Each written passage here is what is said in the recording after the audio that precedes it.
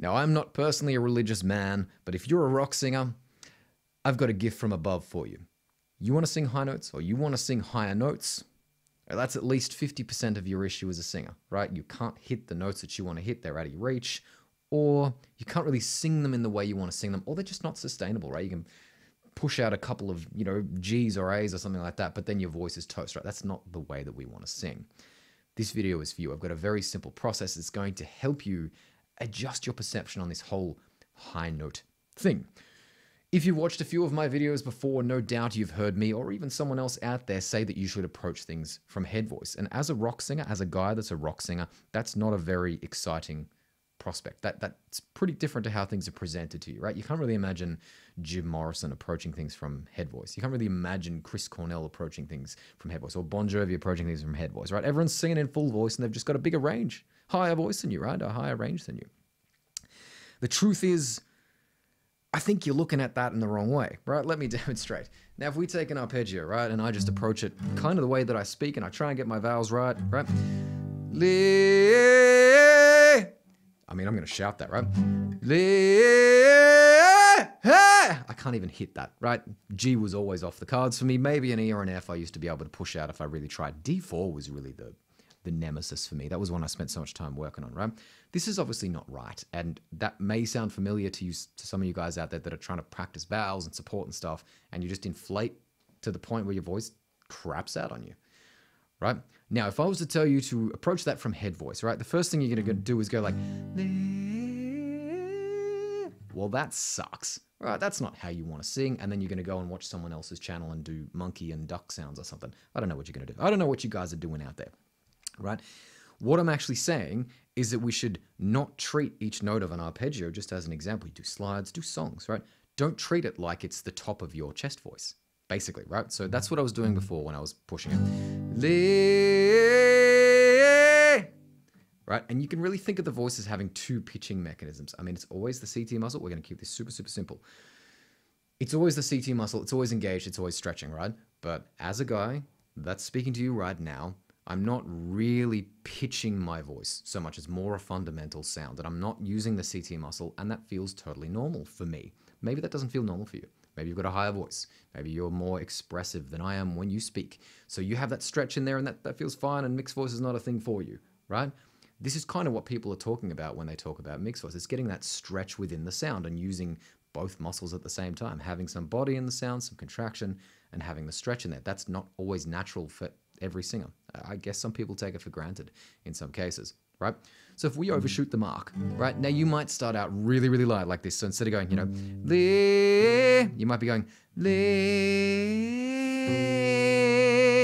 like that.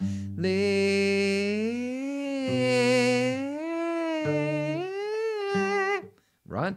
Now, instead of turning that into falsetto, basically we want to just very slightly overshoot the mark on the note, right?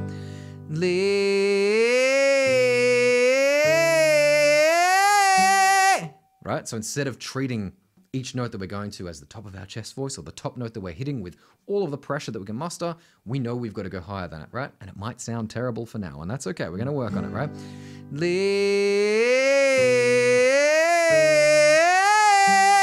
Pretty easy, right? And then we take out the overshooting, right? I've still got that intention. I'm going to go a little higher here, right? Can you see that I'm using a totally different, or hear that I'm using a totally different pitching mechanism that I used before when I inflated and shouted, right? I'm really getting that stretch in the sound. Maybe that feels natural to some people, and that's cool, more power to you. Wasn't natural to me, and I'm going to guess it's probably not natural to you if you are pushing rock songs when you are singing. I've come to realize through teaching many people this very, very simple process of getting the mechanism working correctly outside of what feels normal to you in your speaking voice, right? That's what this whole thing's about, right? Doing something different to speaking, to sing notes, because we don't really pitch our speaking voices in the same way, right? Or at least we're not focused on it. We don't really have any thoughts about it. You just speak, right? I've realized that all my favorite singers sing like this in some capacity, whether it's Bon Jovi, whether it's Chris Cornell, whether it's Jim Morrison, yes, whether it's Robert Plant, whether it's Steve Marriott, whether it's John Fogerty, whether it's Bowie. There you go. Not that I do a good Bowie impression, but let me give you that example, right? You're going to hear the same style of pitching the voice, right? People stare stared at the makeup on his face, laughed at his long black hair, his animal grace. The boy in the bright blue jeans jumped up on the stage, and Lady Stardust sang his songs of darkness and disgrace. He was alright. Right? If I'm going to sing that the way that I showed that to you at the start, right? People stared at the makeup on his face. I mean, that's already uncomfortable. Laughed at his long black hair. That's pushed above the top of my range, my natural range, right?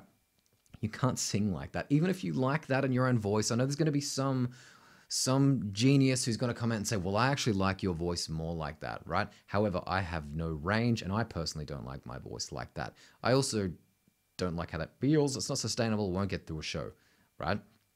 So you've got to look at how you're actually pitching your voice. And this is one of the best exercises I've found for really finding that correct pitching mechanism if it doesn't come naturally to you. Maybe you've got a low voice.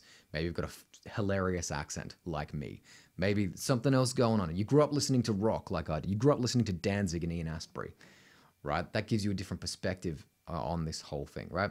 Very slightly overshoot the mark, come back to the note. Very slightly overshoot the mark, come back to the note, right? Like we were doing.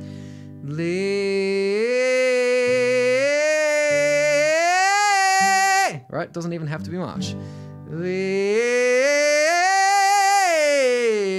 Right? And you'll be able to use that same mechanism without actually going to head voice. So when we say we're approaching things from head voice, I'm not saying on your high notes. I never sing like that. I don't want to sing like that. It's not how I sing, and it's not what I'm saying. I'm really saying using that kind of head voice pitching mechanism along with your chest voice. Sure, you can call it a mixed voice if you like. I'm not calling it that for a reason. This is not what it is. If you want to call it that, call it purple register if you really want. We want to get that stretch in there, and if you overshoot the mark, it's really, really easy to find. This is what I like to call door number 3, basically looking at singing from a different perspective. I bet if you've got a vocal teacher, especially someone that's slightly classical, and they're sitting at a piano, you're vocalizing along with them, they're like rapping you over the knuckles for not being correctly on pitch, right? You're really agonizing about pitch, or maybe it's just you think you have a pitching issue, and you're really focused on this whole pitch thing. I mean, you've most likely got the wrong idea about what actually pitches the voice, and you're agonizing about pitch.